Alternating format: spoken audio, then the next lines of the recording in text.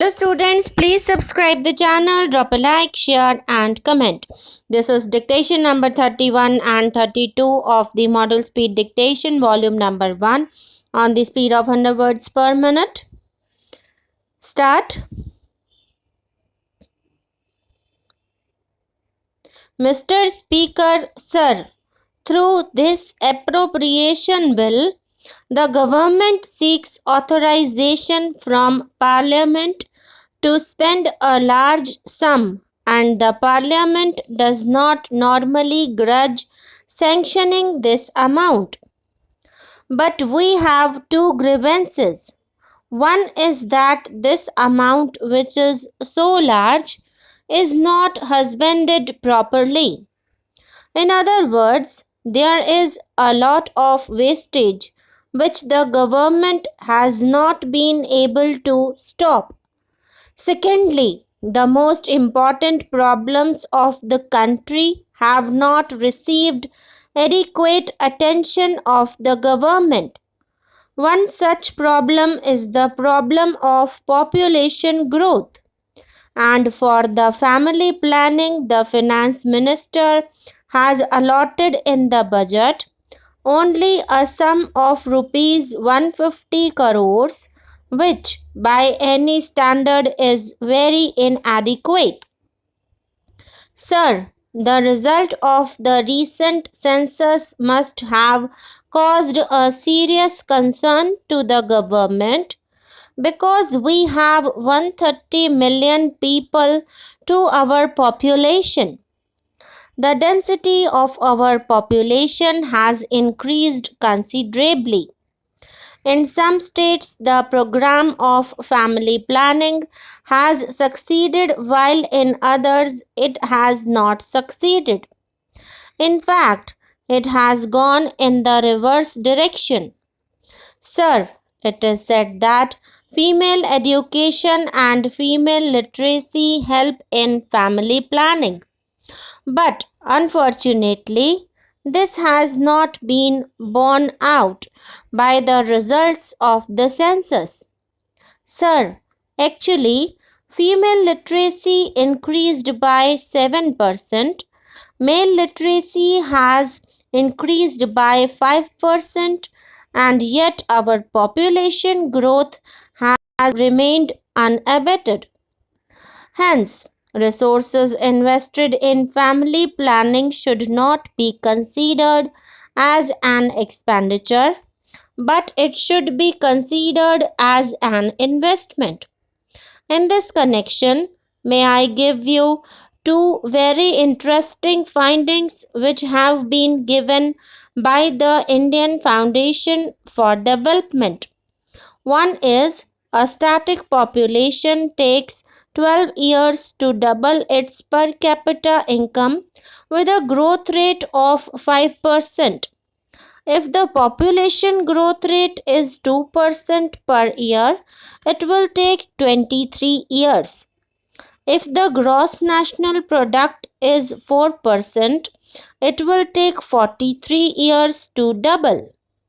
The second finding is this. Even now, the number of people living below the poverty line is between 40 and 60%. This foundation says that by the end of the century, when the population would rise up to 1000 million, 9 out of 10 people would be living below the poverty line. Therefore, this is a very serious matter and it indicates how urgent this problem is and what should be done. This is a major national problem which cannot be left alone. This has to be tackled quickly. A certain amount of compulsion is inevitable for its success. But this compulsion should come with the popular sanction of Parliament and the state assemblies. In this connection, there is a strange and a paradoxical situation. On the one hand, Our savings have increased from 13% to 24% in the last decade. On the other hand, we find that the number of people living below the poverty line is increasing. What are the specific reasons?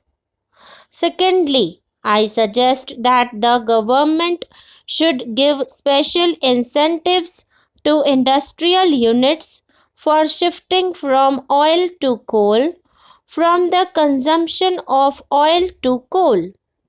Unfortunately, what we find is that the government itself is going the other way regarding shifting from coal to oil. Recently, the petroleum minister said that for fertilizer production, they have shifted from lignite to coal. Sir, I want to say a few words about the plan. My point is that this budget which the Honorable Minister has presented is not quite in consonance with the strategy of the plan. I will give two examples. The one is the plan document says that the subsidy would be gradually reduced, substantially reduced. But in this very budget, instead of reducing the subsidy, we find the subsidies under all the heads have been increased. If you want, I will give you the figures. Instead of going towards meeting the program as enunciated in the plan, we are going in the opposite direction. The other point, which has also been mentioned by my friends, is about deficit financing. What you have provided in the plan for deficit financing is rupees 5,000 crores for a period of 5 years. In the first 2 years, we would have easily exhausted more than rupees 4,000 crores, leaving behind hardly rupees 1,000 crores to cover the remaining period of 3 years. Not only the present finance minister, but even his predecessor seemed to have come to the conclusion that rupees 2,000 crores of deficit every year is a reasonable and safe amount which our economy can absorb. I think this is a very dangerous estimate or assessment that they have made. With this deficit, you can never control inflation. In fact, inflation will go on rising.